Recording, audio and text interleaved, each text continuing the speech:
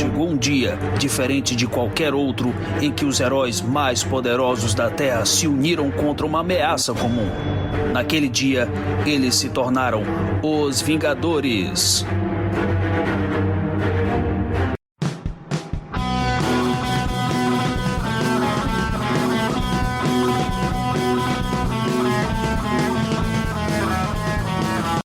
E aí, moçada, bem-vindos à quinta edição do Avante Vingadores, do seu podcast mensal do site Arte Final. Acesse www.artefinalhq.com.br para todas as edições do Avante Vingadores, Pilha de Gibis, Sete Avulsos, Omniverso e da Pilha do Aranha. Nós estamos também em todas as redes sociais, é só procurar por @artefinalhq no Twitter, Instagram e YouTube. E nós estamos também no Deezer, Spotify, iTunes, Google Podcast e no seu agregador de podcast favorito. E agora também no Orelo. Procure lá que todos os episódios estarão disponíveis para você. E agora, além de comprar seus gibis pelos nossos links da Amazon, você pode também nos ajudar mandando um pix, qualquer valor, para artefinalhq@gmail.com. Eu sou o Luiz, host do Avante Vingadores, o podcast mais poderoso da Terra. E hoje estamos aqui com a presença do convidado Joel, eu e Maurício. E aí, Maurício, tudo jóia? Tudo jóia, eu só queria deixar os ouvintes tranquilos que se vocês mandarem pix pra gente, vamos gastar em bons gibis. Nada do Tom King. E aí, Joel, boa noite. Boas noites. Vamos falar de guerra no espaço. Uma boa farofa no espaço, né? Um bom quadrinho dos anos 90, né? Época que valia a pena comprar gibi e formatinho, né? Na época. Melhor do que Space Opera é só Space Farofa mesmo. Acho engraçado que hoje a gente vai falar sobre a Operação Tempestade Galáctica, um volume aí que a Panini vai lançar agora em julho. E uma das grandes sagas dos Vingadores de todos os tempos, né? Não sei se vocês colocariam aí no top 10 história dos Vingadores e tal, mas assim, de grandiosidade com certeza, né? Eu acho uma grande saga espacial da sua época. Acho que revive ali algumas coisas espaciais que a Marvel fazia nos anos 70 e 80. Não tem uma vibe tão anos 90 assim. Claro, tem coisas que não tem como fugir dos anos 90. Mas eu gosto muito e vou te dizer, foi uma grande saga que me abriu os olhos mesmo para que podia ser feito com os Vingadores. Ela foi bem coordenada, né? Uma das vantagens dela é que foi bem coordenada. Ela foi espalhada em vários títulos, não ficou cansativa. Eu considero, sim, uma das melhores dos Vingadores pelo seguinte: ela não tem algumas falhas que as outras grandes tiveram. Por exemplo, o primeiro grande crossover, né, dos Vingadores, a guerra Kree-Skrull, do Roy Thomas, Neil Adams, Sal Buscema, ela foi construída e foi desenvolvida muito bem, e quando chegou lá da metade para frente ela virou meio que um improviso, até pela saída do Neil Adams. Teve algumas diferenças criativas, ele saiu, John Buscema assumiu a arte e acabou sendo uma coisa diferente do que vinha sendo construído. A Operação Tempestade Galáctica não, ela começou bem, ela parece ter sido muito bem conduzida, porque ela, em momento nenhum, ela nem ficou cansativa, nem ela perdeu o rumo, nem diluiu. E o final dela é muito bom. Então, eu só tenho a curiosidade que, assim, essa não foi uma das primeiras mega sagas que teve. Teve algumas antes. Mas, assim, eu acho que, considerando a quantidade de títulos, deve ter sido a maior, né? São 7 títulos diferentes, né? Normalmente, Mega Saga tem tie-in, assim, às vezes ela tie-in meio desnecessária, mas, assim, das primeiras que foram feitas, é que envolveu mais títulos, né? Mais equipes criativas diferentes, no caso, né? Na época, sim. Eu quero comentar duas coisas aí. Um ponto que eu anotei, mas primeiro, fazendo essa ligação aí, lembrando que a guerra Kree-Skrull, um dia teremos que falar dela, apesar de não ser tão fã assim, tem a memória saudosista, a memória nostálgica da coisa. Mas em si eu não gosto tanto do gibi relendo depois, porque dá essa sensação mesmo de que foi acontecendo, tipo a saga de Korvac, que nunca foi uma saga originalmente, né? É um subplot que foi crescendo.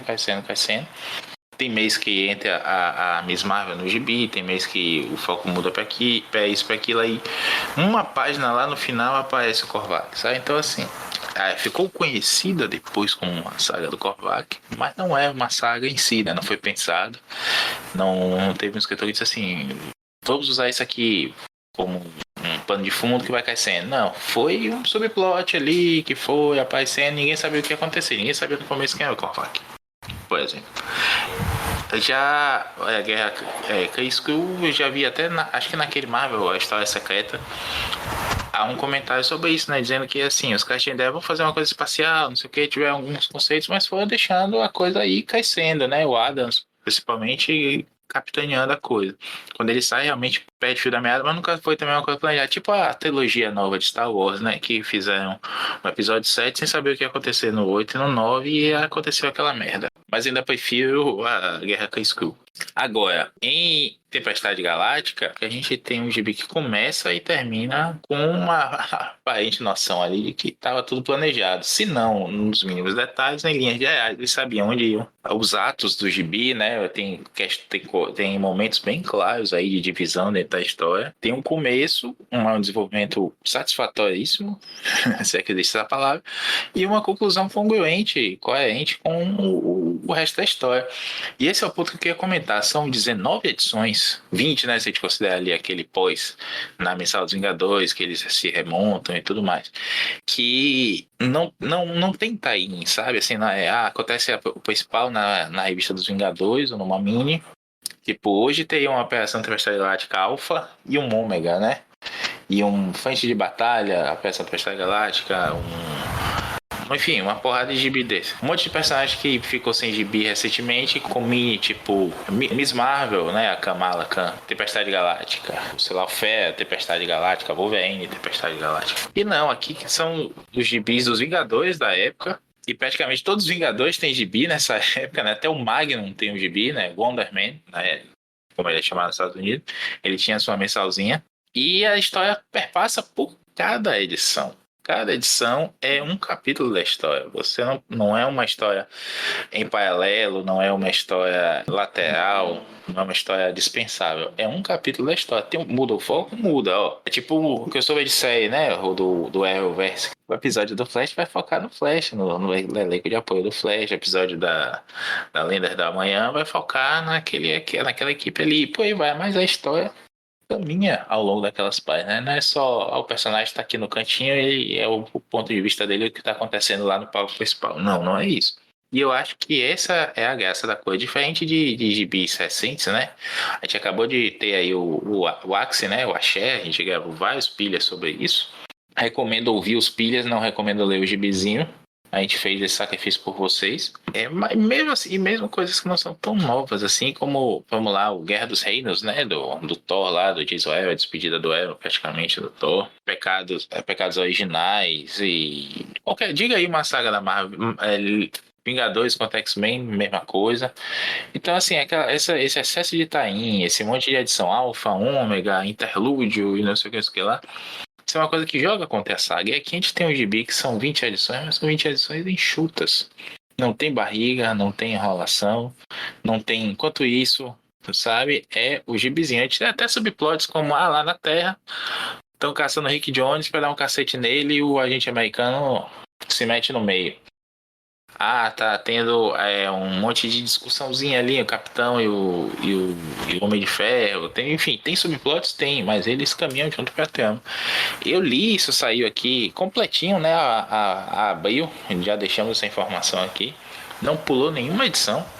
Cortou páginas, é verdade, mas não pulou nenhuma edição. E a gente teve a história que eu li amarradinho aqui. São 3 ou 4 edições da mensal do Capitão América.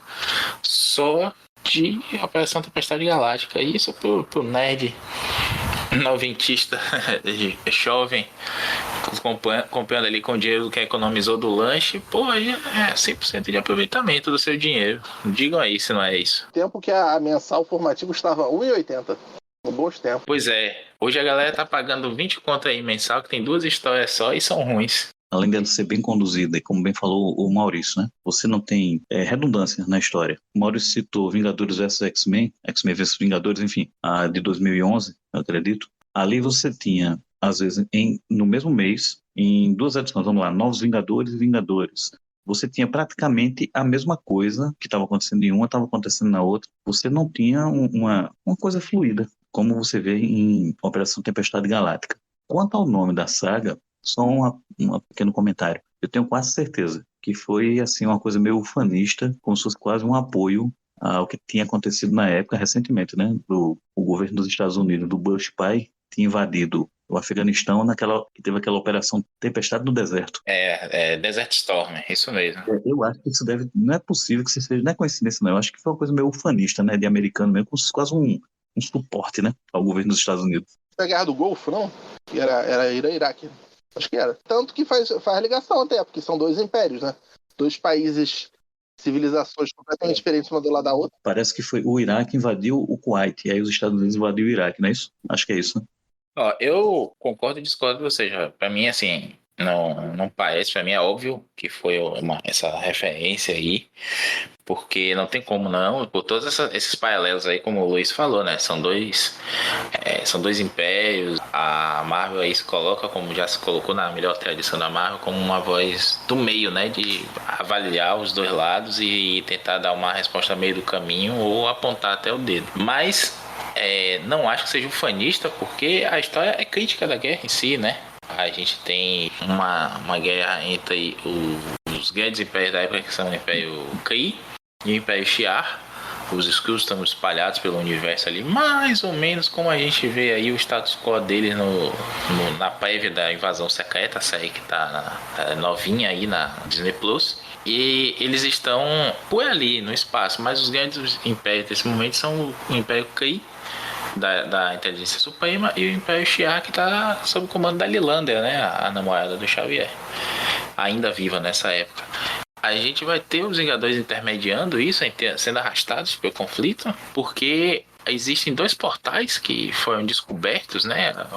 Sabe ali, não lembro se isso fica claro, se é uma ocorrência natural, se eles foram construídos, mas que eles passam muito perto do Sol e eles são um atalho entre esses dois impérios. Eles estão usando esses atalhos para passar com frotas e com armas de um lado para o outro e se atacarem mutuamente, só que toda vez que tem um transporte por esses portais, a estação Starcoil, né, aquela mesma Starcoil lá dos gibis do X-Men, detecta que as erupções solares vão ficando irregulares, ou seja, a Terra está se ferrando nesse meio termo, né? É uma guerra lá longe que está ferrando a gente que está aqui.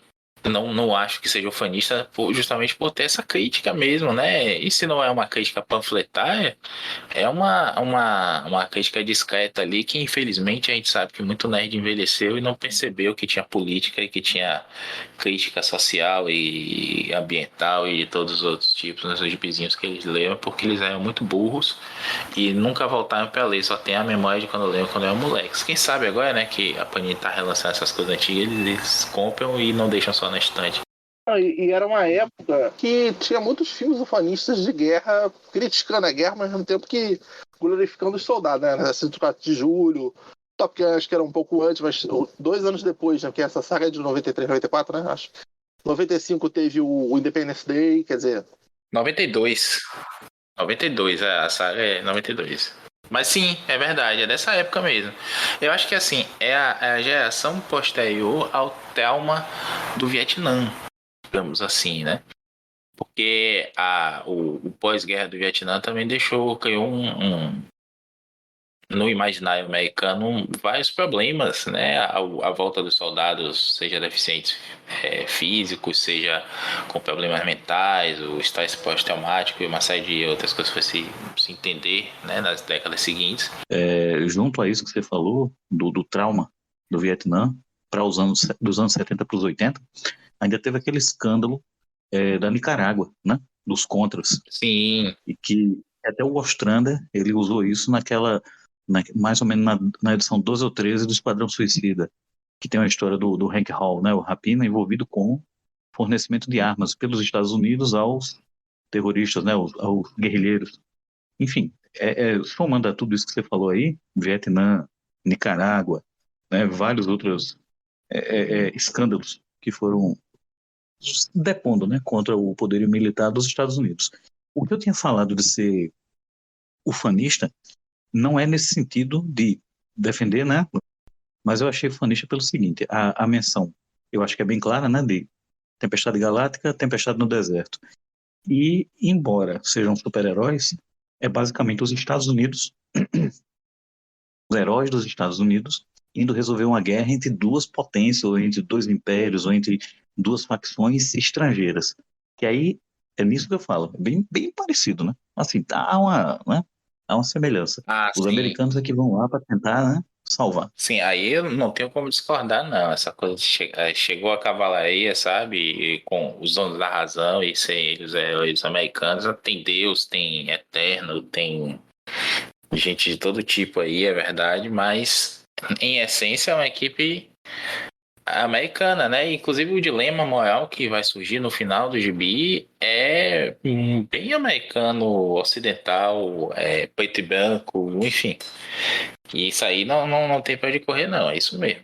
E só para deixar uma menção aqui, fazer a publicidade, tá? A publi, não estamos ganhando nada para isso, mas tem um podcast muito bom do nosso amigo Luiz lá dos Escapistas, falando justamente dessa história dos counters, né? Que é o Justiceiro Max, o Nick Fury, Max, na verdade, lá do Ennis, que é um baita gibizinho mostrando Fury em várias histórias, ou em várias guerras por aí. Não, você falando em Justiceiro, eu não sei se no final, o Capitão América, quando convoca aquele comitê de ética lá, no final da saga, ele comenta que, será que o mundo então não era melhor, já que ocorreu o que ocorreu no final da saga, né? Não era melhor o Cable, o Justiceiro, ele cita um terceiro que agora eu não lembro, do que o meu método de resolver a situação, já que eu fui voto vencido, né? E o Justiceiro era a época da violência, né? A época dos bombadões dos anos 90 com metralhadora do tamanho de uma pessoa, né? Os famosos dentes rangentes dos anos 90. É uma extrapolação aí do que o Moore fez em Watchmen, né? E o que o Miller fez em Cavaleiro das Trevas, no seu Batman de uma maneira geral. Que nos Estados Unidos ficou conhecido como Green and Gritty, né? Que é o Dentes Rangentes é a melhor tradução mesmo, que é todo mundo mauzão, pega, mata e come, que é uma discussão, acho que eterna dos quadrinhos modernos, né? A gente vê isso em Reino do Amanhã, a gente vê isso em Authority, né? Em relação aos outros heróis, naquela história de resposta lá do Joe Kelly, do Superman, aquele Authority lá da DC, que tem um Manchester Black, enfim. A discussão dos ideais do heroísmo, né?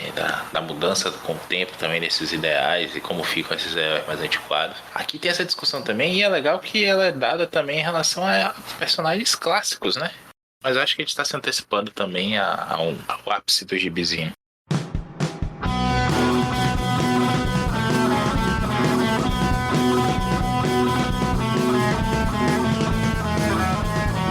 Bom, só para dar um panorama então, né, o que estava acontecendo nesse gibis na época, como eu falei, todo Vingador praticamente tinha a sua mensal. A gente tem mensal do Capitão América, do Quasar, do Homem de Ferro, do Magnum, do Thor, dos Vingadores da Costa Oeste e Vingadores da Costa Leste. Eu acho que a Mulher Hulk não tinha gibi nessa época, porque ela também não está aqui na lista, né, do crossover.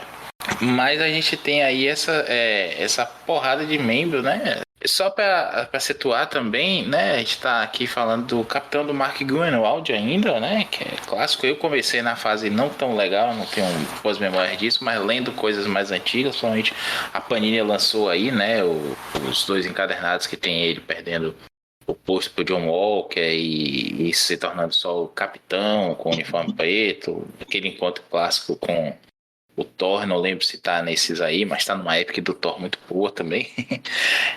A gente tem o Homem de Ferro do Len Kaminsky, que é uma fase bacana assim, pós-Burn, mas que não tem tanta repercussão entre os fãs. A gente tem o Thor, que nessa época é o Eric Masterson, Thor que alguns aí da época, eu por exemplo tenho bastante simpatia por esse Thor, já comprei o bonequinho aí na pré-venda, né, Luiz? Compramos. Mas sim, é o Thor Eric Masterson, que é uma coisa que chama a atenção, é o mesmo Thor que está no Desafio Infinito, no Gibi, né, por exemplo, e que para muita gente pode achar estranho aí, aqui ele tá cheio de dúvida, ele tá questionando com o Capitão na sua mensal se ele tem lugar nos Vingadores, porque ele tá começando agora, a galera acha que ele é o Thor, mas ele fala diferente, ele tenta no começo, né, falar difícil ainda, se for pegar só Desafio Infinito, Você vai ver que nas primeiras edições ele tá falando empolado, né? Como se fosse o Thor verdadeiro. E aqui ele já não tá tanto assim, né? Eu gosto demais, ainda tem aqui não é o Ron Fãs desenhando, é o Pat Olive, né? Aquele mesmo Pat Olive de Arquivos Secretos do Aranha, que eu também gosto muito. Acho bacaníssima a arte dele. E a gente tem o Magnum, que vamos ser sinceros, ninguém se importa com o Magnum, a galera fica sacaneando o melhor Vingador, que é o Gavião Arqueiro, mas na verdade que ninguém se importa é com o Magnum mesmo, né? O Magnum tá, inclusive, recentemente tá numa vibe pacifista, corno e corno manso, até não só corno. O Quasar, que nessa época também é escrito pelo Grunwald e estava numa fase muito legal, como a gente estava comentando aqui em off, o Quasar do Grunwald é um gibi muito estranho. Ele começa como um Lanterna Verde genérico mesmo, como o Joel bem tinha comentado aqui em off, e acaba se tornando um guardião do cosmos, assim, absurdo. Ele vai para o novo universo Marvel, aquele universo que tinha o Estigma, que tinha o Justice, enfim, saiu aqui pela Globo pela primeira vez. Acho que só saiu pela Globo também. Pô, não comenta não que eu desfile essa coleção, cara. Porra. Deixa isso aí completinho. E aí, Luiz, olha a piração. Ele vai parar nesse outro universo, sem as negabandas, né? Ele vai pra lá, tá sem poderes e tudo mais, e ele acaba absorvendo a marca do estigma para conseguir voltar para a Terra. Ele perde a mão e tudo, reconstrói a mão com esse poder e fica maneta mesmo, aí volta e tudo. E aí ele volta para a Terra e aqui ele vem até dos braceletes de novo. É um gibi bem loucaço, ele sai de um uniforme bem estranho, né? Ele muda ali para aquele uniforme que a gente vê, por exemplo, em Atos de Vingança, com máscara e tudo. E depois ele deixa o cabelo crescer, ou fica com essa ombreira larga aí, que, salvo engano, é arte do Greg Capullo. Capullo que desenha 2 edições dele aqui nessa saga, e que eu acho genial, assim, desde que eu vi o Capullo desenhando nessa fase aqui, num estilo bem mais limpo, bem diferente, né? Me parece até um Garner daquela época, mas um Garner mais dinâmico, até mais limpo. Bem diferente do que ele é hoje, óbvio. Mas que muito competente, e a forma como ele desenha os construtos de energia o próprio Quasar, o espaço mesmo, né? Já começa ali, na primeira edição dele tem uma panorâmica da estação espacial Starcore, que é linda, lindo o negócio, assim. Gibi de ficção bem desenhada, é como se fosse um filme mesmo, que não tem limite de CGI, né? Então é gostoso demais quando você vê um desenhista desse, assim. Eu tenho decorados, assim, quadros inteiros dessa fase aqui. Principalmente porque a gente tem gente muito boa aqui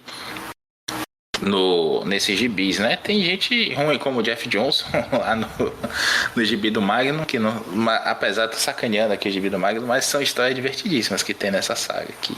Só complementando o que você fez aí, você fez um apanhado geral, deu uma visão geral, pequenos detalhes assim que a gente, dessa época, você relembrando aqui, você folheando, né, relendo a história, foi basicamente a primeira vez, eu acho que foi a primeira vez em que a gente viu o Homem de Ferro começando a ensaiar, migrar de uma armadura e de um personagem mecânico, por assim dizer, que era tecnológico mecânico, para um personagem mexendo com interfaces, com programação, literalmente com inteligência artificial e tudo mais. Acho que foi a primeira vez que a gente viu, porque para a época era até, eu achava, acho que eu deveria ter o que na época, 16 anos, eu achava massa. Quando chegava nessas partes, quando o Len Kaminski, foi quando ele começou a escrever realmente a mensal do Homem de Ferro. Isso. Tem alguns momentos aí que ele vai, por exemplo, eu tô olhando para uma parte aqui que ele vai hackear aqui um sistema dos Cris. Aí ficava quadro a quadro mostrando transmissão recebida, transmissão, rede de transmissão, entre com a senha, tal. Ficava mostrando assim o mesmo quadro com a passagem do tempo assim de cada avanço de comando. Aquilo ali para mim já era a coisa mais high-tech do mundo na época. 1994, 93 por aí. Mas convenhamos, envelheceu melhor do que aquele arco do Chichester no Demolidor, que os vilões são kilobyte, flop, etc. Você tinha isso. Aí você tinha, como você falou aí, você tinha o Eric Masterson, um Thor, falando de uma maneira assim, brincalhona, falando popular. Era um cara normal, um cara comum. Sendo que o próprio Eric Masterson, quando apareceu na mensal do Thor, ele nem era tanto assim, viu? Eu não sei se você concorda, Maurício. Quando o Eric Masterson apareceu, ele como era um arquiteto, né, em Nova York e tal, ele estava mais naquele perfil dos Yuppies. Sim. Né? Ele era um cara assim, meio estressado, mas era amoroso com o filho. era um cara tal. Depois que ele assumiu o corpo do Thor e o Thor ficou ausente durante o tempo, a personalidade dele virou quase assim de um brincalhão. Parece até quase assim um garotão feliz. Talvez seja até a explicação seja essa, porque ele estava desfrutando do poder do Thor. E você tem outros personagens que estavam, por exemplo, tinha acabado de sair, estava com alguns meses, alguns anos, um ano só ou dois, da fase do John Byrne, né? Não, nos Vingadores. Aí você tem aqui, por exemplo, eu estou em uma página aqui que é da convocação, quando o capitão está montando as equipes que vão para o espaço. A editora Abril cortou isso. Agora, na versão que eu estou vendo aqui, que é em inglês, não é da Panini ainda, tem uma coisa que eu não sabia que tinha. Eu só fui ver isso quando eu li em inglês. Quando o capitão começa a escolher as equipes, aí alguns deles têm balões de pensamento. Então, em uma das equipes, o capitão bota o Magnum, o Visão, naquele formato dele branco, na versão branca, e a Wanda, Feiticeira Escarlate. E aí, no balão de pensamento, a Wanda pensa, né? Você colocado na equipe com o Visão e o Simon, do tipo, ela tinha acabado de romper o casamento com o Visão, porque ele rompeu o casamento, e o Magno tinha se declarado para ela na época, na Vingadores da Costa Oeste, e ela rejeitou ele. Aí do tipo, tinha até esses pequenos draminhas românticos das equipes. E você tem o Capitão, como você falou aí, estava numa fase já indo para decadência, né, da fase Grunwald, que foi muito boa, sim. O Mike Zeck com o Kieron Dwyer. O Magnum, por exemplo, ele estava passando por uma fase artista, né, super artista, superstar em Los Angeles, eu acredito. O Quasar é que, como você falou, ele tinha acabado de ganhar um upgrade muito bom do visual, com a arte do Greg Capullo. E eu vou dizer a você, aí sim, o Grunwald ele estava decadente no Capitão, mas ele estava muito, mas muito bem no Quasar. As histórias dele no Quasar eram muito boas. Então você tem o seguinte, você tem a continuação de algumas coisas que estavam rolando nas mensais, que ficaram em segundo plano, e em primeiro plano vocês tinham foco na saga em si. Mais uma vez eu digo, a coordenação para essa história foi muito boa. Você pode até não gostar de um fato. A gente conversou sobre isso no outro episódio, que era sobre o Saga dos Vingadores, de que um leitor que começou dos últimos 15 anos, digamos da fase Bendis para cá, poderia estranhar e até não gostar da fase Roger Stern. Se a gente for olhar direitinho, eu acho que essa saga, Operação Tempestade Galáctica, ela foi a última vez que os Vingadores tiveram uma grande saga aos moldes antigos. Porque depois disso, entrando anos 90 adiante, teve toda aquela tentativa de imitar a Image. Imitar também aquela maldição que ficou de Watchmen e de Cavaleiro das Trevas, de querer imitar só o lado da violência e da angústia, do cinismo, e depois de tentar imitar a Image, com aquela coisa sem conteúdo, mas que fosse bem espalhafatosa, aquela coisa visualmente exagerada, grandiloquente. Então, a Operação Tempestade Galáctica, além de ter esses pequenos momentos de cada personagem e de ter essa boa coordenação, eu acho que ela marca a última saga aos modos antigos, né, dos Vingadores. O Joel, eu tô falando isso, me lembra o mais próximo, assim, não desse jeito de Taim e tal, mas o mais próximo que teve foi as várias frentes que estavam acontecendo na fase do Hickman, mas era nas próprias mensagens dos Vingadores, não tinha tanto título envolvido, era 2 só. E a saga a Dinastia Kang, que tinha Vingadores em 3 frentes diferentes, e o Quasar era avulso também, igual a essa saga. Claro que eu acho que deve ter sido uma homenagem do Buzzard, né? Provavelmente. Sim, sim. Bem lembrado, viu? Tem isso mesmo. Eu acho que, assim, de tudo que ele homenageou na fase dele, eu acho que ele só não botou, sei lá, o Super Adaptoide, o Zodíaco, porque o resto todo, tanto em formato do que aconteceu, e vilões, e personagens que aparecem e vão embora, enfim, relação entre eles, mas acho que ele homenageou tudo que já existiu. Acho que eles usam os Thunderbolts, não? Zodíaco. Quase certeza. Se você considerar que era. Ele também escrevia nessa época essa equipe, né? Quando ele tava Sim. na Dinastia. Foi paralelo.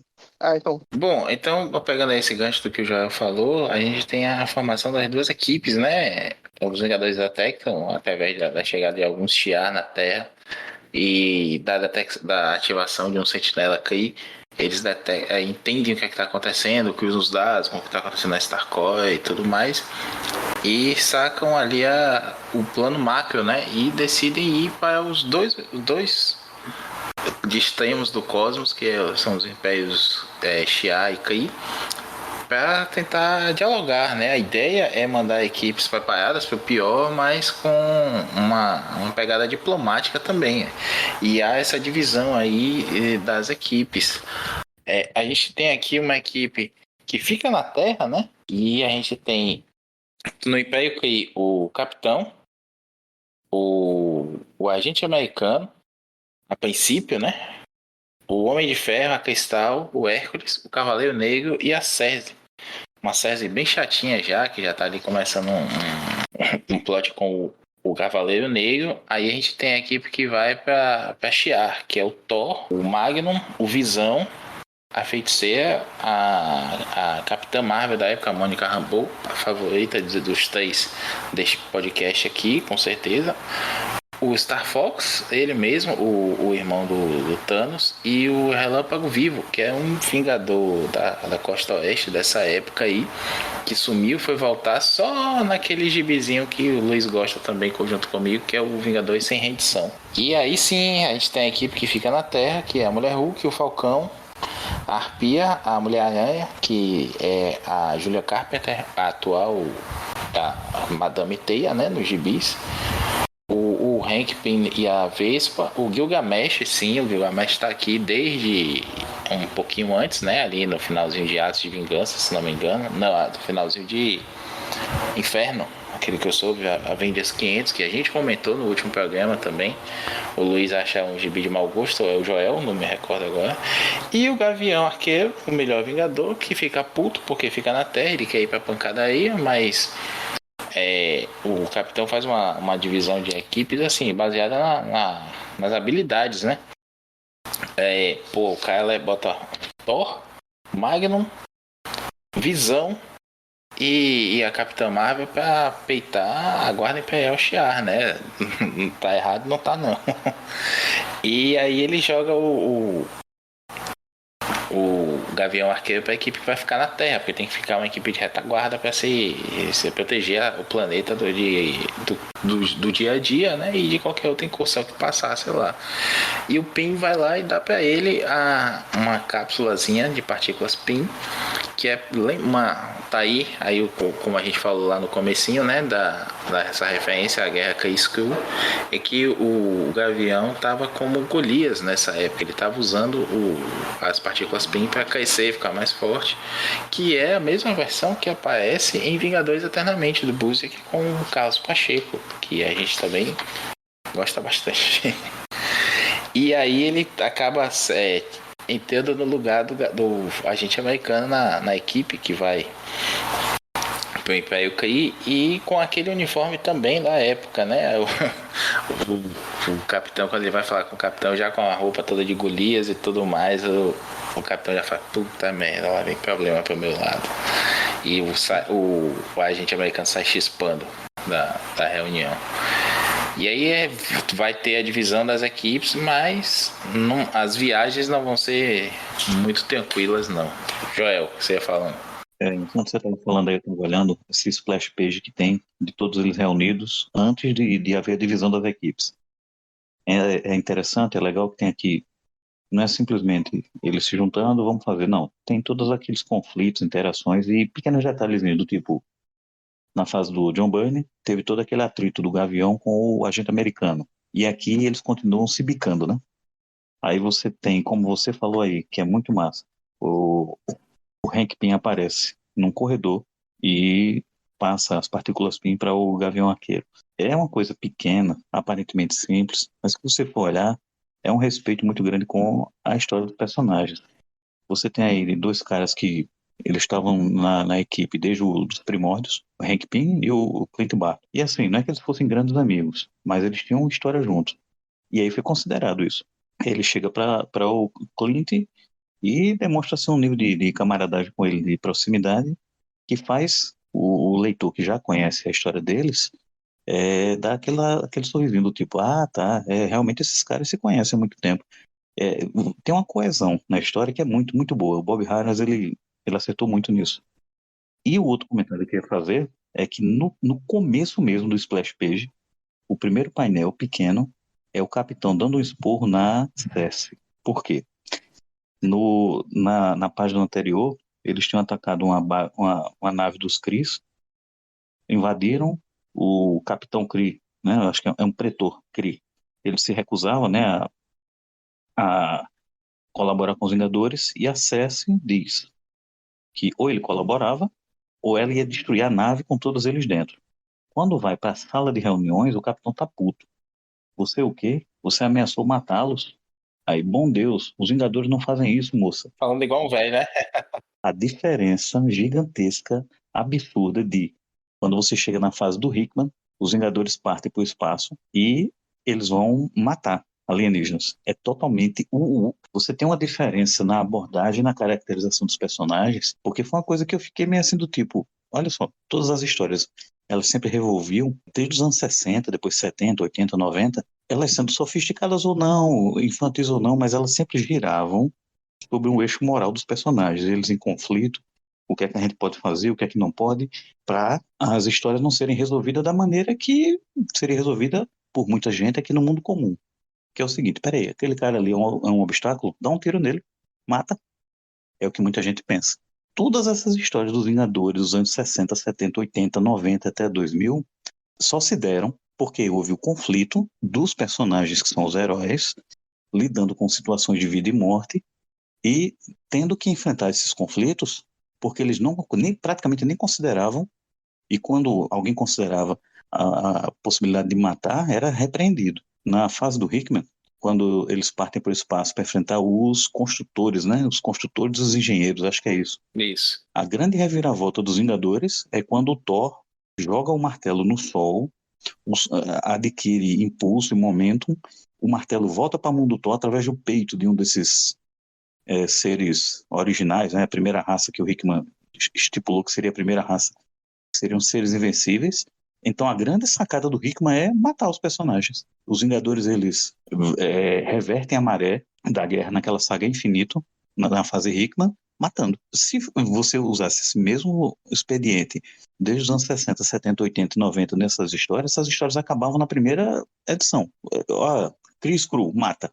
Korvac, mata. Não sei quem, mata, mata, mata, mata, mata. É assim, é uma diferença gritante. E é por isso que assim, não é querendo dar uma de, no meu tempo era melhor, não. Mas, cara, é meio que, às vezes, é uma descaracterização. Quando você pega personagens que, assim, não é nem que teve um drama monstruoso, gigantesco, que chegou ao ponto de matar. Não, é do tipo, opa, vamos lá, resolve, mata. Mas saudade de um leitor velho. A gente tem as jornadas das equipes. Uma equipe vai para Hala, né, na sede do Império Kree, e a outra vai para Chandlar, que é a sede do Império Shi'ar. Cada um com suas missões aí. A gente vai ter o começo ali de uma dissensão, né? Um floreamento ali dos nervos, principalmente entre o Capitão e o Homem de Ferro em Hala. Entre a tática que eles assumem ali, o Homem de Ferro resolve que ele sabe fazer melhor e tudo mais, quebra o pau. Os Vingadores são descobertos na infiltração que eles estão promovendo e acabam presos, né? Que é um momento até que é chocante pro leitor que tá lendo gibizinho. Você não espera que os heróis tomem tanto na cabeça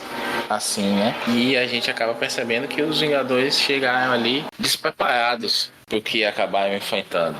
A questão da arte. Se você for olhar também, é uma coisa que é bem consistente. Você só tem, eu acho que duas exceções aqui. Uma exceção que é meio constrangedora, mas no geral, todos os artistas aqui mandaram muito, muito bem. Com exceção na revista do Capitão, você tem o Rick Levins com a arte final do Danny Bulanadi. É ruim. Cara, é muito ruim. 2 nomes ruins aí, viu? Aí, calma, chego já lá. Esse é muito ruim. E você tem também aqui um cara chamado Rurik Tyler. Ele desenha a terceira do Quasar, né? Desse gibi, né? Que são 2 do Capula e uma dele. Mas aí você tem o Jeff Johnson. Eu gosto pra caramba da arte dele na época. Eu acho legal. O Dave Ross poderia estar nessa lista dos fracos, mas assim, ele era esforçado. O problema dele só era nas expressões faciais. Ele é o que o radialista Moção chama de fraco de feição. Mas você tem O Greg Capullo, começo de carreira muito bom. Já no começo de carreira o cara já mostrava assim. Eu não sei se você concorda, Maurício, mas ele, em alguns momentos, quando ele desenha personagens assim, em painéis mais abertos, parece que ele tá quase querendo emular aquele estilo do Romitinha Sim, nos anos 80, sim. quando ele estava no Demolidor. Os traços são bem parecidos com o do Romitinha. O Dave Rosa eu não acho que seja ruim, não. Você tem o Pat Olive.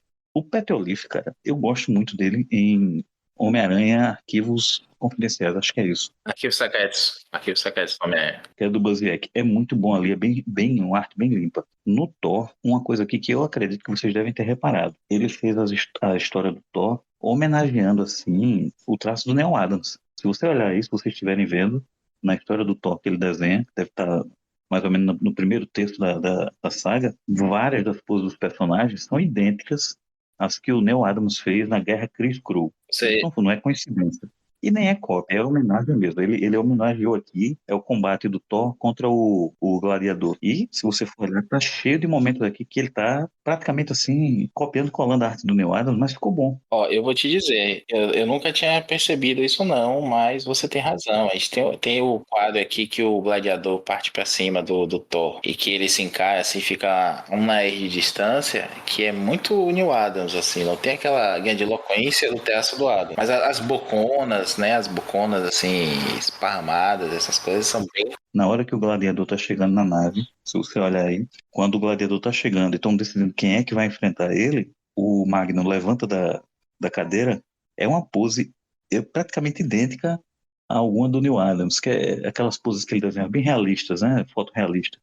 Sabe o que é que parece? Parece a imagem do Visão, daquela capa clássica do Visão que a gente comentou até, né? O Visão sendo visto através do reflexo da capa. Aí tem um que é um dos meus preferidos dos anos 90, mas que você detesta, que é o Paul Ryan. Não gosto do Paul Ryan. Cara, eu acho a arte dele muito bonita, na simplicidade. Ele é um clichê ambulante, ele é assim. Ele começou tentando imitar o Bernie em algumas coisas, Sim. mas não conseguiu. Ele é meio que um misto de um imitador do Bernie com o Kurt Swan. Não, vamos lá. Fazer uma moção de desagravo aqui. Eu não tenho nada de desabonador especificamente para falar do Paul Ryan, não. É questão de gosto mesmo. Eu não gosto da arte dele. Não me diz assim. Quando eu vejo que a coisa dele, para mim, eu acho insossa, sabe? Ele desenha aqui os capítulos do Homem de Ferro, porque ele já vinha de uma fase com o Byrne, né? Ele tinha assumido os desenhos, né? Na parte final do Byrne no Homem de Ferro, e também fez com ele Vingadores, se eu não me engano, Vingadores da Costa Oeste, né? Ele desenhou algumas O edições. Burn, sim, ó, só situando, a gente teve o Burn com o Romitinha em Guerra das Armaduras 2, que pra mim é a melhor, o ápice da arte do Romitinha. Nunca vi ele tão bom quanto aquilo ali, na simplicidade da coisa, sabe quando o cara ele estilizado assim, e simplificado, mas não simplificado preguiçoso, é o simplificado a essência do traço do cara. E você tem o Paul Ryan assumindo depois que o Romitinha sai. E aí a gente tem dois arcos. Um que é bem legal, que é aquele sai aqui em Grandes Marvel, que é o dos Anéis do Mandarim, eu não lembro agora como é o título.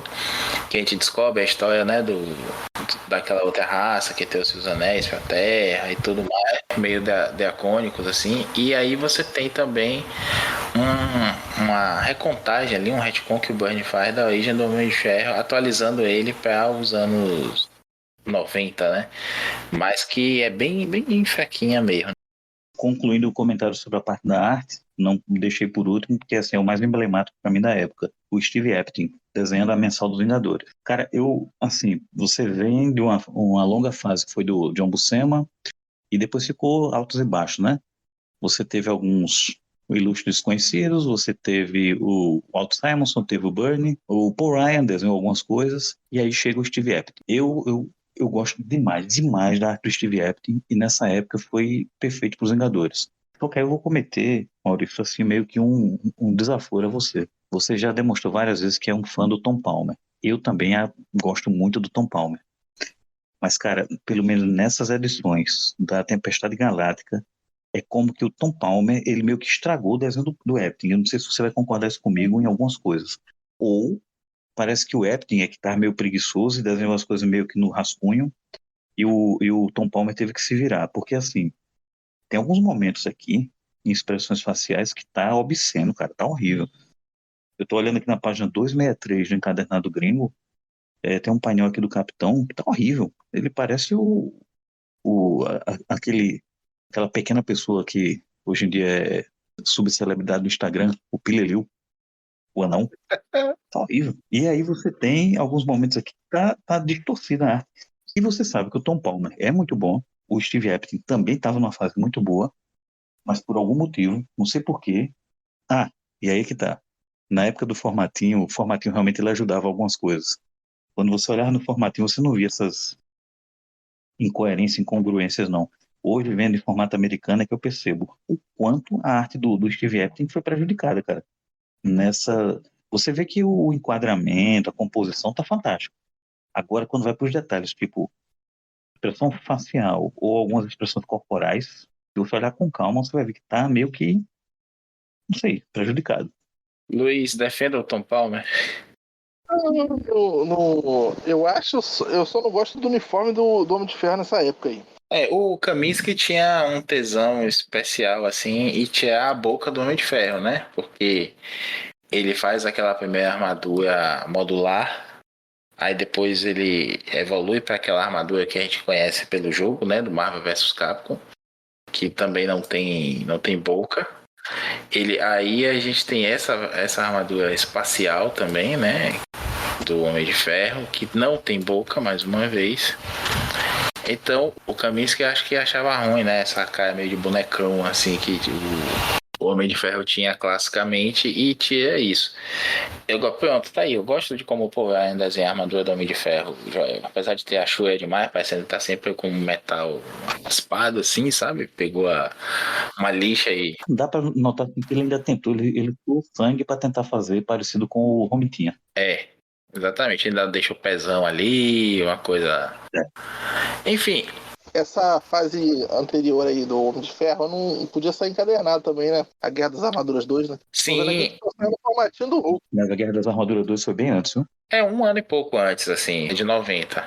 A gente tá num momento de coincidência de que se eu não me engano, o volume da saga do X-Men tá próximo ao que seria a saga dos Vingadores 1 e 2 agora, que é quando a Jean Grey ressuscita, né? Numa época dos anos 80 muito boa, que tinha muita série, por mais que assim, não fosse exatamente do mesmo nível muito bom, não era tão ruim a ponto de que a gente não possa citar, né? Verdade. Um possível complemento no Marvel Vintage, no Omnibus, entendeu? É bom aproveitar o momento agora que essas sagas estão sendo publicadas, esses Epic, enfim, e essas séries que tangenciam não só o assunto que ele está falando, mas as próprias edições entre si, na mesma época, serem lançadas bem, né? Se bem que a Panini é capaz de lançar daqui a 2 anos como se nada tivesse acontecido, né? Que nem ela fazer com os filmes. Não, mas, eu quero até aproveitar, Joel tocou num ponto aí que é interessante, que é a continuidade da coisa, né? E é uma coisa que eu sinto muita falta hoje.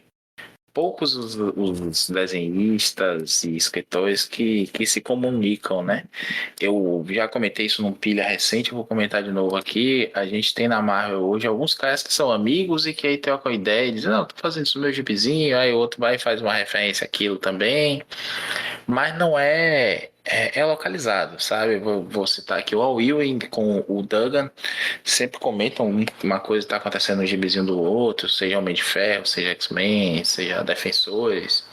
O Ewing teve 2 arcos aí de Defensores bem legais, mas você não tem mais essa noção de coesão, sabe? O Jed McKay também faz isso muito, e o que é bom que agora ele está escrevendo Os Vingadores. E Os Vingadores é sempre um gibi central no universo Marvel, né? Quase sempre, né? Ainda bem que o Aaron foi embora. Mas a gente vai ter aqui nesse gibizinho uma conexão ampla das histórias, né? Assim, tá tudo acontecendo um encadeado no outro.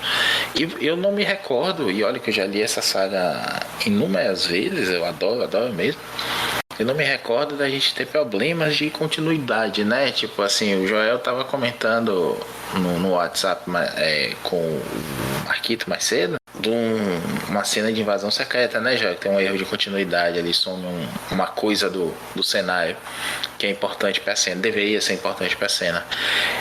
Eu vejo aqui, por exemplo, os uniformes estão coerentes, né? O cara tá a transformou, a Cersei transmutou todo mundo em um uniforme de acusador, em Hala, e aí devolve o uniforme a armadura do Homem de Ferro. Então na outra edição tá todo mundo como acusador, menos o Homem de Ferro, que tá com a armadura normal. Enfim, essas coisas de continuidade, sim, são muito mão de editor. Eu não vou dizer pra você que os desenhistas todos fizeram de primeira, não. Mas houve um editor ali naquele momento que pegou e disse, opa, não pode ser assim não, tá maluco? Faz isso aqui, ó, o certo é esse, sabe? A gente não tem isso hoje nos gibis. Eu li recentemente alguns gibis e me deparei com isso, o cara tá com um uniforme diferente, tá com cabelo diferente, ele tava todo rasgado nesse gibi aqui, como é que agora mudou o desenhista e ele tá com a roupa nova, ele tava desmaiado de um jeito numa cena, aí quando vai pra cena seguinte tá do outro lado da sala, ainda desmaiado, com uma roupa diferente. O cara não recebe, beleza, a gente sabe que não se recebe, não tem mais essa correção editorial, mas bicho, antigamente os caras tinham que mandar a página por fax para ser aprovada, né? Depois mandava por correio a página lá no formatão A3 e tudo mais. Hoje o cara faz já no computador, o negócio já nasce digitalizado, upado automaticamente para uma nuvem. Não manda um pro outro isso para eles se comunicarem, sabe? Antigamente ainda tinha que pegar telefone. A gente tem várias histórias aí dos desenhistas e escritores antigos se telefonando, né? Pegando viagem de carro para ir para convenção. Foi assim que o Wolverine surgiu, né? O Miller e o Claremont de carro indo para uma convenção dessa aí, de um lado dos Estados Unidos, e discutindo a história no caminho. Hoje, bicho, no Zap a gente marca um podcast de 2 horas, sabe? Não entendo essa falta de cuidado numa época que a gente tem tanta busca por easter egg, a gente tem tanta coisa assim, né, que movimenta aí algoritmos e tudo mais, mas acho que os leitores hoje só querem saber disso para cinema e para sériezinha de TV. O gibizinho realmente veio só celeiro de ideia, mídia barata para fazer test drive das coisas. E aqui, só para finalizar, voltando pro gibizinho, a gente tem uma coesão da história, né? Você sente que os visuais estão parecidos, as naves têm o mesmo design, há um cuidado, ninguém concorda com o Joel, ninguém está destoando muito do que é uma direção geral de arte, vamos dizer assim, não que não tivesse esse termo todo pomposo, mas há uma coesão artística ali, uma identidade visual na história que é bacana e que te deixa por dentro mesmo, né? Com tesão de ver aquilo ali e curtir o gibizinho. Pô. É bom demais quando você tem isso. Em Operação Tempestade Galáctica, você não tem esses conflitos todos. Você tem artistas seguindo um padrão semelhante, cada um com a sua característica. Mas voltando à série propriamente dita, encaminhando assim, vamos lá, da metade para o final. Uma coisa que me chamou a atenção na época, que foi muito boa, é que eles mexeram com vários aspectos da Marvel Cósmica da época. Eles mexeram com Kree, os Krees e os Shi'ars eram os protagonistas, por assim dizer. Mas você tinha também Skrulls, aí você tinha personagens de outras raças, você tinha um panorama muito legal da época. Eu acho que desse ponto, até chegar na Aniquilação, em 2006, eu acho que ficou um vago gigantesco. Eu não lembro de ter tido outra saga cósmica boa da Marvel. Teve alguns momentos que aparecia e sumia, mas eu não me lembro de ter tido outra saga tão boa. Então, eu falei agora há pouco, Operação Tempestade Galáctica deve ter sido a última grande história dos Vingadores aos moldes antigos. E também deve ter sido a última grande saga cósmica até você chegar em Aniquilação, que seria cerca de 12 anos depois, mais ou menos. A impressão que vocês têm dessa história, que vocês ficaram dessa história, pela elegância como ela foi contada, está em contraponto a outras sagas dos anos 90. Vocês acham que ela foi um dos pontos, não só dos Vingadores, mas da Marvel em si, que quebra um pouco isso de que anos 90 não teve nada bom? Eu não vou dizer assim que chega a ser um massa velho puro, porque assim, tem uma edição ou outra, sei lá, do Magnum, do Homem de Ferro, que tem basicamente a edição inteira é só luta. Mas assim, eu acho realmente muito bem construído. Ela termina em uma edição, continua na outra, então a ligação é perfeita. É como se, por exemplo, em vez de ser 20 edições de 20 páginas, poderia ser 10 edições de 40, como umas sagas mais recentes fazem, né?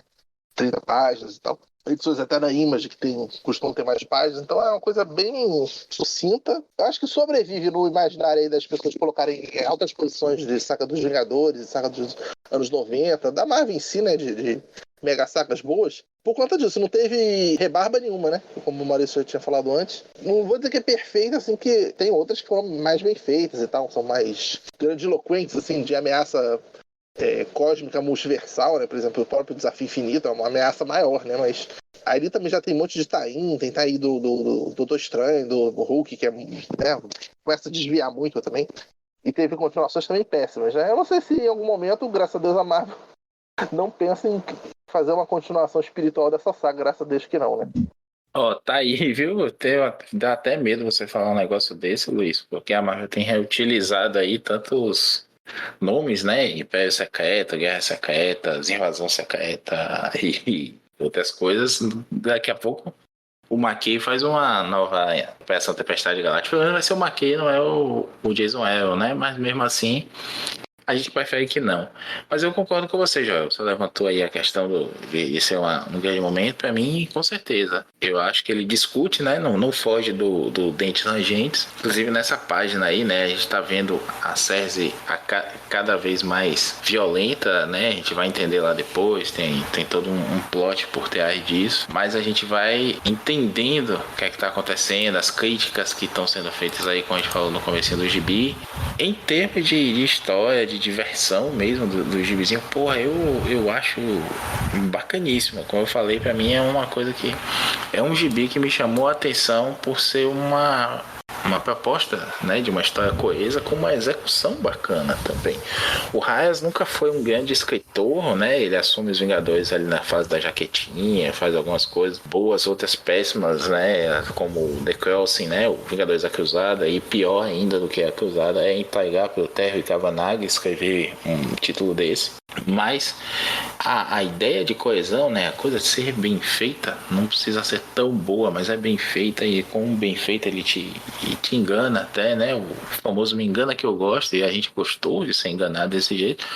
Não é uma história que revoluciona, não é uma história que alopa, que te explode a cabeça, mas pra mim soou como molequezinho lá que viu uma Sessão da Tarde, né? Pra mim, sabe, uma boa Sessão da Tarde? Aquele Super Almanac Marvel, que acho que é o 10, que tem o fator Terminus, que pra mim também foi um grande momento dos gibizinhos, é mais ou menos dessa época também. Lembro de comprá-lo na mesma banca, na frente do meu colégio, que não é maravilhoso, tem desenhistas bem abaixo de Tempestade Galáctica, é muito menos pretensiosa a história também, né, no sentido de que tá envolvendo muita coisa da Marvel, deixou muita consequência para muita coisa, mas ali é uma Sessão da Tarde bem contada, sabe? A gente reclama de alguns desenhistas ali e tudo mais, mas é aquelas sagas anuais, né, que sempre tinha desenhista ruim, tapa buraco. Ou então numa época os filipinos que a Marvel descobriu, na outra época os restolhos ali deles mesmo, amigo do editor. Mas em Tempestade Galáctica a gente tem isso tudo bem amarrado, com bons desenhistas no geral, como a gente comentou aqui, com um cuidado das histórias, né? Onde termina uma, começa a seguinte, e a gente tem essa noção de continuidade sem quebra.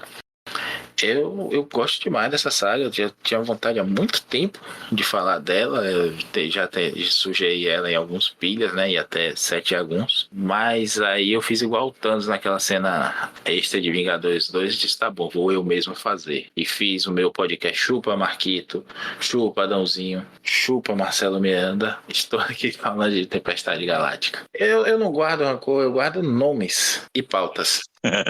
Guardo pautas, principalmente.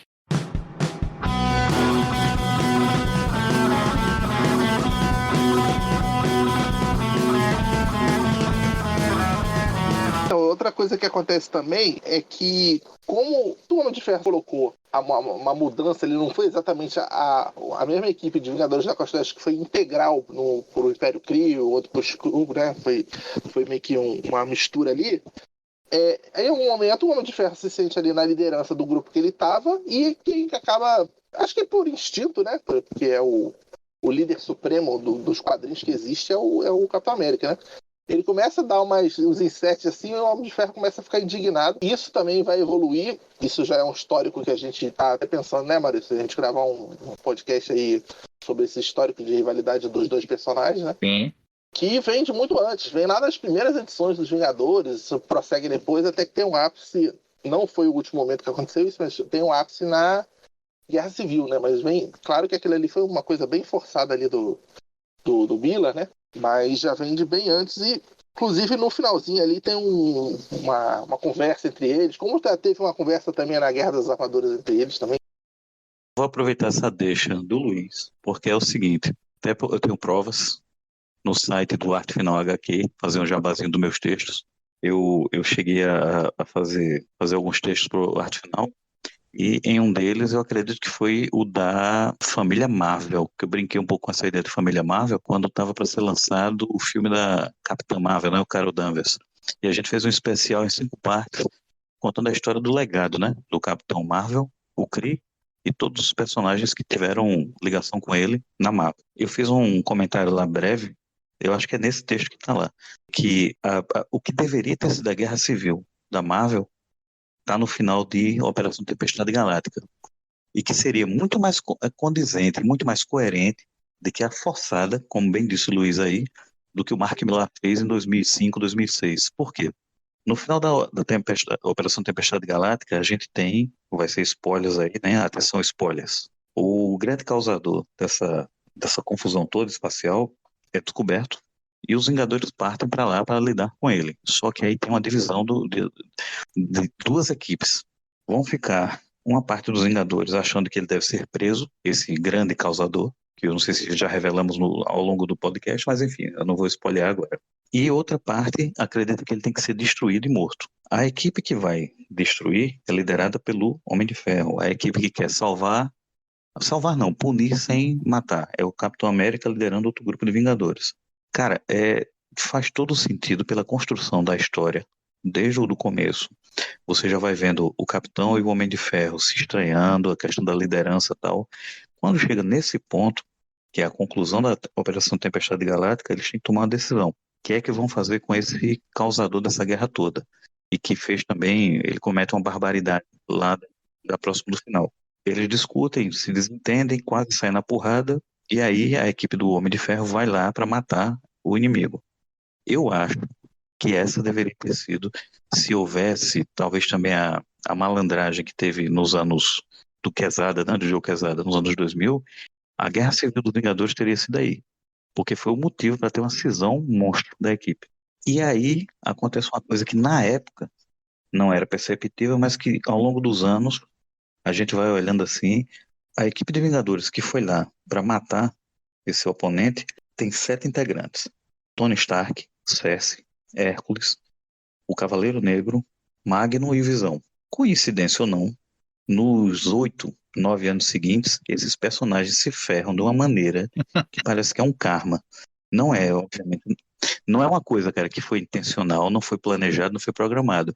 Mas por incrível que pareça, Eric Masterson morre, Cersei enlouquece, o Cavaleiro Negro é arrastado com ela na loucura dela e some para outro universo.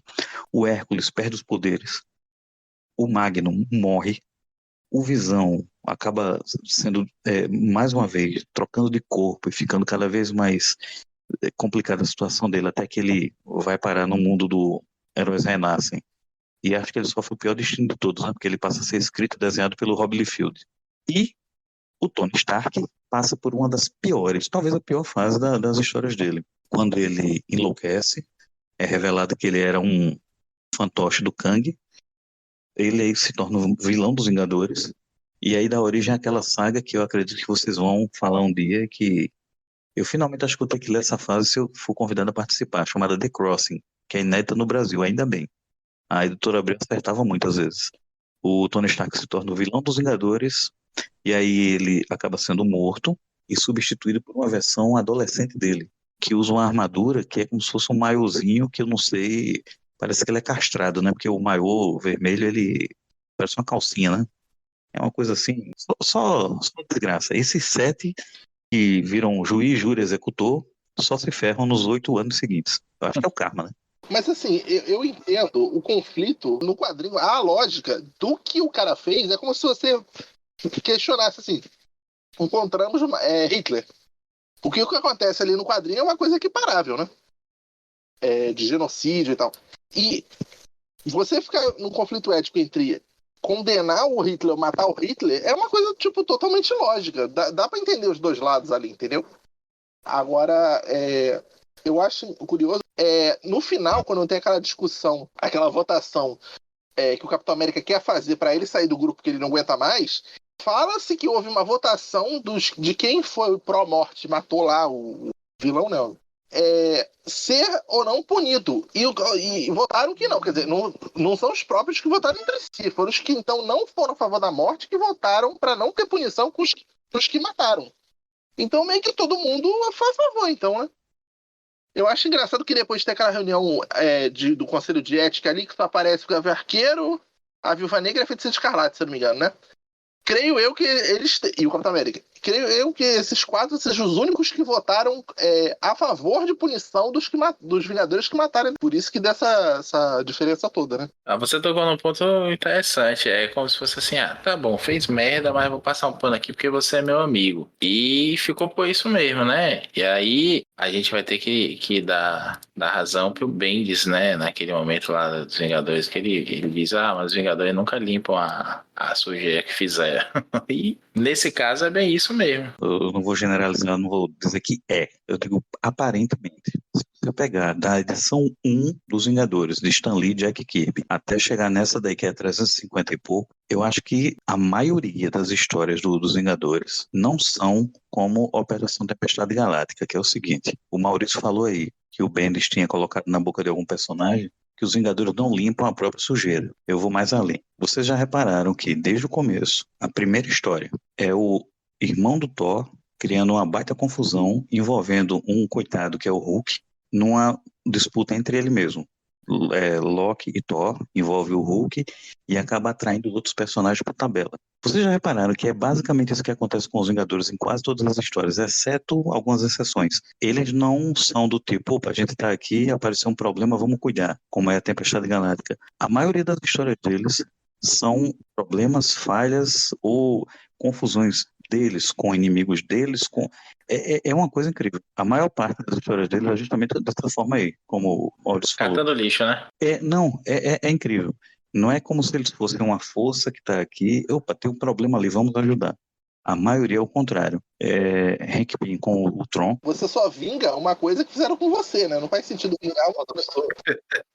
Ou você mesmo faz uma coisa e se vinga de você mesmo. Não, cara, é incrível, porque o Tron, Hank Pym, Feiticeira Escarlate, criou alguns outros problemas. É incrível. Eles literalmente eles se saem de heróis, mas na verdade eles estão só. Opa, peraí, ó. Isso aqui que é culpa minha agora tá dando merda aí. Então, é diferente, por exemplo, do Aranha. O Aranha, o Stan Lee construiu a história dele em cima de uma culpa, mas a partir daí ele tá na dele. Eita, peraí, tem um criminoso atacando. Ó, tem outro. Depois é que os caras passam a se vingar dele, mas a maioria é ele tentando fazer uma coisa boa. Os Vingadores não. Os Vingadores basicamente são ímãs de problema, né? Magnetos de problema. É uma forma de interpretar, realmente. Faz sentido. No fim das contas, a gente tem várias consequências aí, né? A gente vai ter o Magnum lá na frente com a questão da Nega Bomba também. A gente tem a própria questão da Nega Bomba e a consequência disso para os Cris, né? A gente descobre que há um plano maior aí em relação à explosão da Nega Bomba, que é essa arma que está sendo transitada para um lado e para o outro, né? E afetando também o Sol terrestre, vulgo nosso Sol. A gente descobre que essa Nega Bomba é uma parte da ideia, né? Para os Cris, é um subplot ali que vai permear isso, e a gente só vai lembrar disso lá na frente na saga que eu não sei como, não lembro como foi traduzido aqui, que é o Live Free or Die, que é na época dos Vingadores do Busiek, do Homem de Ferro também, do Busiek, do Capitão Wade e da mensal do Mercúrio também, né? Que é depois ali depois dos Heróis Retornam, que é uma sagazinha que a gente vai ter o Busiek ali trazendo algumas consequências também da Miss Marvel alcoólatra, a Carol Danvers, né? Já como quando ela assume, né, o nome de Warbird, ela desiste do Miss Marvel e tudo mais. Então aqui a gente vai ter essa consequência perdurando Tem o Capitão América ali meio que perdendo a fé nos Vingadores, ele se afasta, ele tem uma fase ali no Greenwald que é essa fase decadente do autor, né? Com o David Hoover desenhando o Joel. O David Hoover que queria ser o Jim Lee, mas não conseguia nem ser um Wilson Portácio genérico. Vai descambar no Capitão de Armadura, né? O sonho dos super soldados se desfazendo ali e o Capitão praticamente morrendo. A gente vai ter o Wade depois disso, resgatando o Capitão. Você esqueceu de citar que antes da armadura ele ainda virou lobisomem, viu? Eu tenho até o bonequinho do Capitão Lobisomem. E o que mais? A gente tem o Thor Masterson aí, né? Abrindo mão do poder, recebendo o segundo martelo, depois que ele ajuda a libertar a alma do Thor verdadeiro, do Mephisto. O Odin dá a ele um segundo martelo, que é o Trovejante, aquela massa, né? Que ele vai se tornar depois o próprio Trovejante também. E um detalhe que ninguém parece que lembra, eu adoro essa parte, né? Que quando ele olha pra massa, tá escrito lá: o mundo ainda precisa de heróis. É uma pena, ele vai morrer, como o Joel falou aí, mas não, eu tenho um carinho especial por esse personagem também, totalmente massa velho, barbudo, cabeludo, rabo de cavalo, jaquetinha, botona e uma massa, né? Nem um martelo, nem porrete, é uma massa mesmo, assim, pra descer o cacete. Tipo aquele pilão que o Hércules usa. Aliás, outro Vingador que eu gosto muito, Luiz, vamos fazer um dia aí o pilão de gibi do Hércules. A gente já conseguiu fazer o aljava de gibi, a gente faz o pilão do Hércules também. Enfim, o Homem de Ferro segue ali com o Kaminsky por um tempo, até que ele vai degringolar. Eu acho que é com o Terry Kavanagh mesmo, né? E a gente vai ver o Toninho, né? Que é essa versão aí que vai lá pro Vingadores Acusada, que é esse Tony Stark do passado. Você concorda comigo, Maurício, mas eu acho que é uma das melhores fases do Homem de Ferro, se não na arte, mas nas histórias com o Len Kaminsky. Eu gosto muito, mas muito dessa fase. Aqui saiu toda picotada, né? Ela não foi publicada na íntegra pela editora Abril, só saíram algumas histórias, mas as histórias que saíram também foram picotadas. Eu me lembro que no meio do Hulk, eles colocaram 3 ou foram 4 edições em 30 páginas. Foi um negócio assim absurdo, mas muito bom. A gente tem a armadura teleguiada, né? Que é a parte que o Tony tá usando a armadura por telepresença, fazendo home office. A gente tem a criação do máquina de combate, que é justamente quando o Tony tá aparentemente morto ali, aí ele dá um reboot no sistema neural dele, e tem essa armadura que é telepresença. Depois ele vai usar a primeira armadura máquina de combate, que é uma Homem de Ferro ainda, né? Ele não chama de Homem de Ferro, de máquina de combate. Aí ele muda a armadura, né? Ele tira ele coloca o aro central, né, o disco central no peito, e a rebatiza com máquina de combate e dá ela pro Rhodes pra ficar com um backup ali. E aí a gente tem essa segunda armadura, que é da famosa Marvel vs Capcom, que é a sem boca também do joguinho, que tem o Proton Cannon, que todo mundo gostava de dar esse especial no Flipper. Ela tem a parte superior vermelha que não liga com a parte de baixo, então parece que o Homem de Ferro tá usando aquela calça de cintura baixa que é... E um tank top, né? Aí ele vai ter uma fase bem legal mesmo. Aí eu tenho o Tom Morgan desenhando, que aqui saiu no Grandes Heróis Marvel também, que é ele contra o Homem de Titânio. Eu gosto muito dessa edição também. Eu queria chamar a atenção de duas coisas antes da gente encerrar aqui. 2 produtos, eu comentei aqui em off, a gente não tinha... Não tem muito extra nessa Epic Collection, acho que a da Panini vai seguir o mesmo caminho também. Tem os cardzinhos ali da época, tem umas páginas assim, mas não tem nem 5 páginas de extra. Mas a gente tem um ótimo pôster que tá ali no meio desse gibizinho, que foi material promocional lá nos Estados Unidos, que a gente nunca tinha visto aqui. A primeira vez que eu vi isso foi, acho que no Marvel Fandom, né, naquela wiki da Marvel, que é muito bonito. É quase um pôster de filme, né? E as duas referências bacanas aqui. Tem um jogo do Mummy. Não sei se vocês vão lembrar, se vocês jogavam aí. O Mummy é um emulador de fliperama. Pelo menos eu conheci pelo emulador um joguinho chamado Operação Tempestade Galáctica. E é só Galaxy Storm. Não é operação, não tem nada disso assim. Ele é meio em 3D. E ele tem alguns personagens jogáveis. O Capitão América, Cavaleiro Negro de jaquetinha, a Cristales de jaquetinha também, o Trovejante, não precisa ir de jaqueta, e geneticista aprimorado dos Kree lá, né? Aquela roupa meio marrom, meio pastel, a Doutora Minerva, Shaterax, E o Supremo, que é o avatar da inteligência suprema lá, que lembra muito aquele Brainiac do Ed McGuinness, na época lá do Superman Y2K, né? Year 2K. É um joguinho, eu lembro de ter jogado ele no Mami, né? Quando eu tinha PC ainda antigo. O pôster que você falou, é um pôster tipo filme? Na edição da Epic Collection aqui, ele tá com uma colorização bem como se fosse imitando um pôster de filme, né? Aquela coisa mais pintada mesmo. Essa mesma arte, ela tá na página 205, se você for olhar, com a colorização Mais tradicional, né? diferente. Pô. Isso. Bom, e a outra coisa que eu queria dizer é que, caso alguém aqui não conheça ainda, existe um desenho dos Vingadores muito bom, que não é aquele dos anos 90, que se chama Vingadores, os Heróis Mais Poderosos da Terra, ou Earth's Mightiest Heroes. Eu não tenho a pronúncia do Dão para as línguas anglo-saxãs. Que infelizmente teve só 2 temporadas. A gente vai falar um dia dele mais detidamente aqui no Avante, porque eu gosto muito, o Luiz gosta mais ainda. E aí ele tem uma segunda temporada que mexe com muita coisa dos Vingadores. Fala de Soldado Invernal, fala de Ultron Ilimitado, a gente tem o Jaqueta Amarela, enfim, ele mexe muito. Ele é o Chris Yost que tá escrevendo, né, e produzindo esse desenho, e que foi cortado no final das contas porque o Jeff Loeb, que tinha mais picudo na Marvel do que os outros todos, né, fez aquelas caras todas, disse que tinha que ser um desenho mais infantil e com menos continuidade. E eu estava criando como ele fez com o Wolverine e os X-Men, que é uma grande história ao longo dos episódios. Só que o Loeb fez o favor de cancelar 2 excelentes desenhos. A gente já lamentou isso em outros podcasts, que são o espetáculo Spider-Man, para mim o melhor desenho do Aranha. Eu sei que todo mundo tem uma lembrança aí carinhosa do desenho dos anos 90, mas o espetáculo tem muito mais a vibe dos gibis. E esse Avengers Earth's Mightiest Heroes, no Disney Plus, ele tá como os super-heróis mais poderosos da Terra. E teve só 2 temporadas curtinhas. Tem o Aranha aparecendo, tem os Novos Vingadores.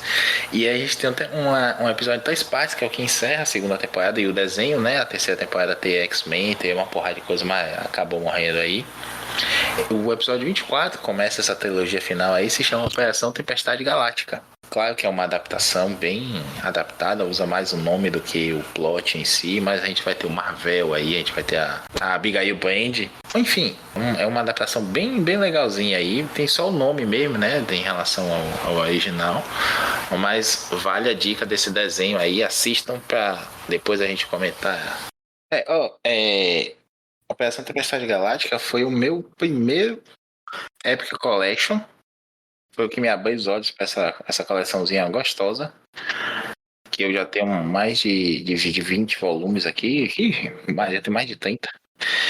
Eu gosto muito, assim, a ideia de... Eu achava que iam ser sagas fechadas, né? Depois que eu fui entender o que é Epic Collection mesmo, pegando outras. Aí eu fui descobrir outros volumes também da Epic Collection e adorei, né? A proposta, sabendo que é a contínua, mais divertida ainda, e sabendo que eles tentam encaixar, né, as sagas dentro de um volume só, como é o Homem de Ferro do Burn, tá todo no volume só. Enfim, eu me apaixonei pela coleção. A proposta não é ser uma saga memorável.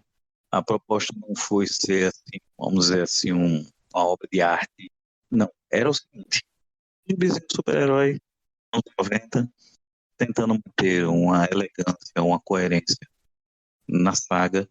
Você tinha, assim, um cuidado. O Mark Gruenwald, ele teve as falhas dele, mas ele teve muitos acertos. Ele era um editor que conseguia conduzir bem. Ele foi um roteirista que conseguiu fazer boas histórias em alguns momentos, em outros não.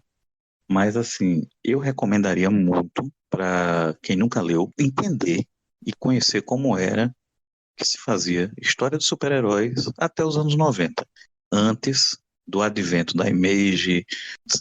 Essa história ela não tem muito, praticamente não tem nada. Ela tem alguma coisa, mas ela não tem muito do ranço, da parte rançosa dos anos 80.